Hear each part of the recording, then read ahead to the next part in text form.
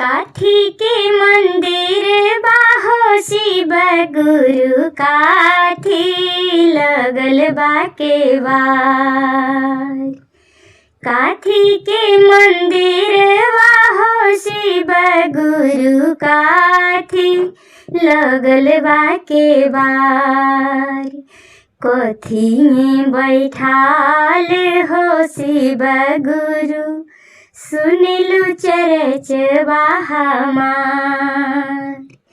कोठी में बैठाल हो शिव गुरु सुनिलु चरचबा हमार। सोना के मंदिर बाहो शिव गुरु रूपे लगल बा केवार।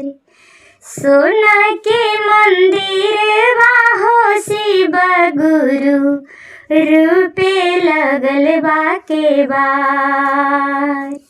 आसनी बैठाल हो शिव गुरु सुनिलु चरचबा हमार।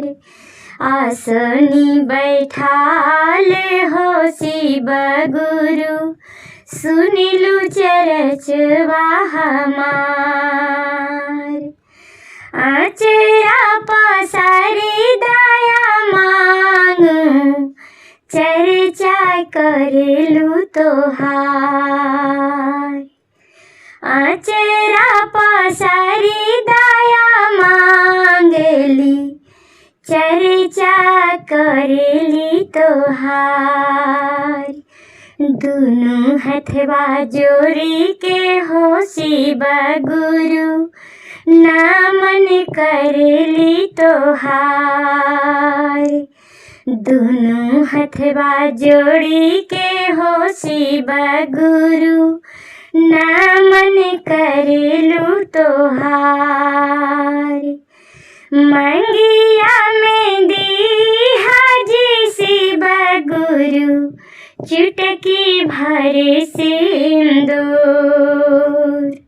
मंगिया में दी हाजी शिव गुरु चुटकी भरे सिंदूर। गोदिया में दी हाजी शिव गुरु सरवन जैसन बालक। गोदिया में दी हाजी शिव गुरु सरवन जैसन बालक। काठी के मंदिर बाहो शिव गुरु काठी लगल हो केवार। काठी के मंदिर बाहो शिव गुरु काठी लगल हो केवार। कोठी में बैठाल हो शिव गुरु सुनिलु चरचबा हमार। कोठी में बैठाल हो शिव गुरु सुनिलु चरचबा हमार।